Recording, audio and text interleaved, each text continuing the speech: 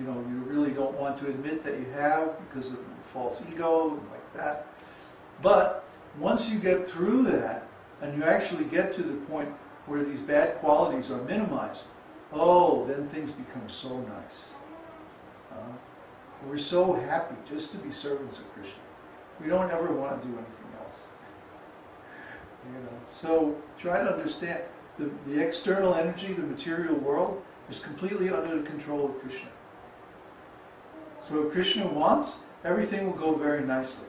And if Krishna doesn't want, you won't be able to accomplish anything. So please follow this path of devotional service. Do nice service to Krishna. Try your best to please him, and then he will certainly please you in ways that you could never anticipate. Much more wonderful than you could ever even imagine. That's our experience. So, do we have any questions? Mm-hmm. Oh, good. First question from Uddhava. Dear Babaji, please accept my humble obeisances. I always get confused. Please kindly explain what is the difference between expansion, avatar, and incarnation of the Lord.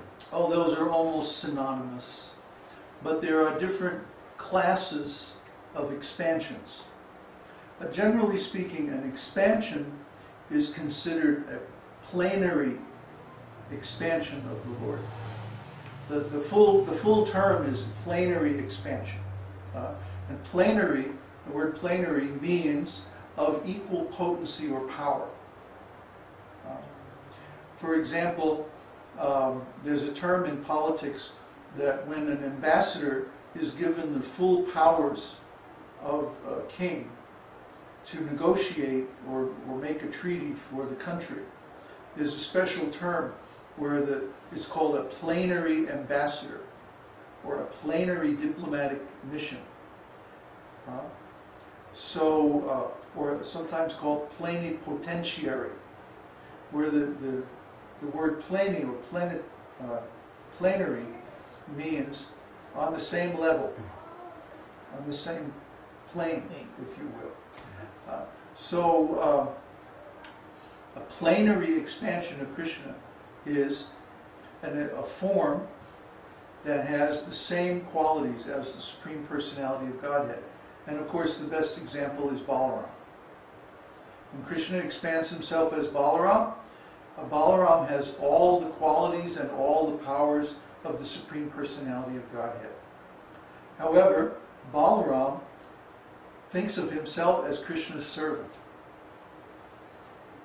So, Balaram is known as the Supreme Personality of Servitor Godhead, whereas Krishna is the Supreme Enjoyer.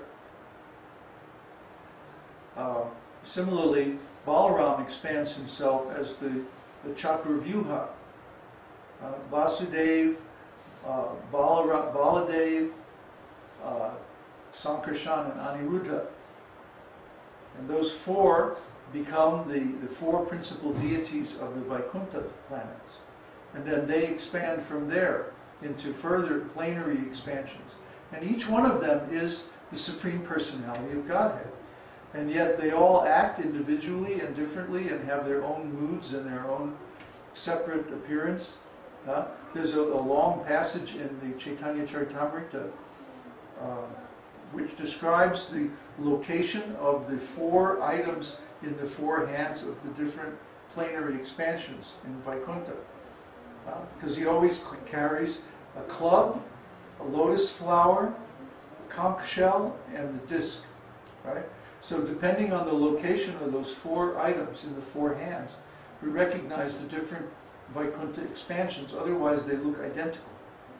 And they're all plenary expansions. They're all fully empowered, full qualities of the Supreme Personality of Godhead, except for those four qualities that are unique to Krishna.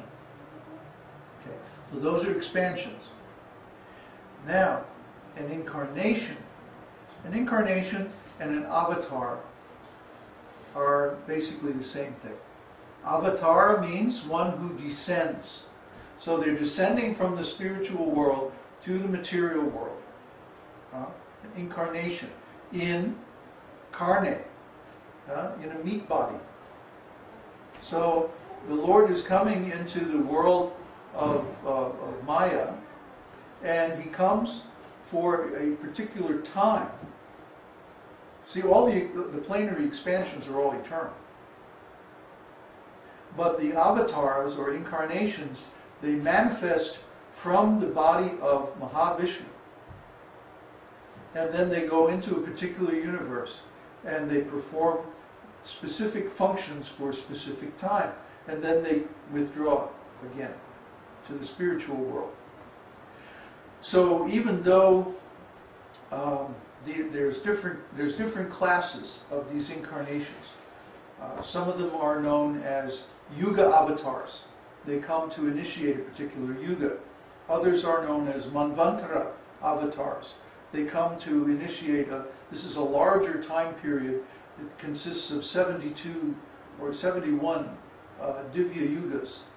The complete cycle of 4 Yugas is Divya Yuga. And so 71 complete Divya Yugas is one Manvantara.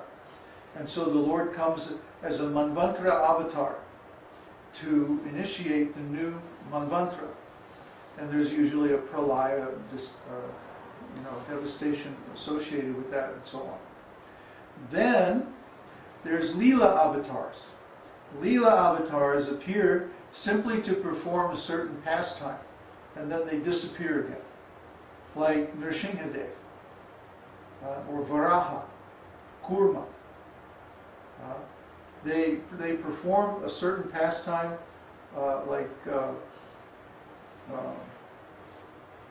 Nrsimha kills Hiranyakashipu, and then he disappears. See, it's not connected with any of the other functions like that. So in Krishna, for example, Krishna was a combination of a Leela avatar and a Yuga avatar. When Krishna appears in his childhood pastimes, he is acting as a Leela avatar and simply displaying his pastimes from the spiritual world. And then in his later pastimes, when he goes to Dwarka, he's acting as the Yuga avatar, and he's setting up the situation for the change of the Yuga from Dwapara Yuga to Kali Yuga. Okay? So, is there another? Oh, yeah. And then there is the, when he empowers a living entity to perform some divine function. This is called the Shakti-avesh avatar. Shakti means energy, and Avesha means empowered, given. Shakti-avesh avatar is a living entity who is given a certain power to perform a particular service. And of course, the best example that we know is Srila Prabhupada. No one could do what Srila Prabhupada did unless he was specifically empowered by the Lord. Because no one has ever done it before, and no one will ever do it since. You will see this. That Srila Prabhupada, to go outside India and establish the Vedic Dharma all over the world, this is unprecedented. Nobody's ever done this before. So he had to have some special empowerment. And of course our understanding is that Lord Nityananda specifically empowered him to spread this Sankirtan movement, to satisfy the desire of Chaitanya Mahaprabhu that the Lord's name would be chanted in every town and village in the whole world. So that was specifically Srila Prabhupada's mission. And he accomplished that almost without any help, except from his Western disciples. So this is a miracle. This is a great thing. And there are many others like Parashuram, Vyasadev, so many others, Narayan, like that. So I hope that answers your question. Okay, next question is from Ronald. Babaji, please accept my humble obeisances. Did Lord Chaitanya have all the 64 qualities of Krishna? You mentioned only Krishna incarnation has it, so I'm wondering. No. He had his own qualities. Okay, first of all, Krishna's qualities are unique. No other expansion of Godhead or incarnation or form, even his Vasudeva form, has these particular qualities. However, Lord Chaitanya is not only Krishna. He's Krishna on the inside, but he's Radha on the outside. So he not only has Krishna's qualities, he also has Radha's qualities. So at one time or another, Lord Chaitanya manifested all of the different qualities of all the different incarnations of Godhead.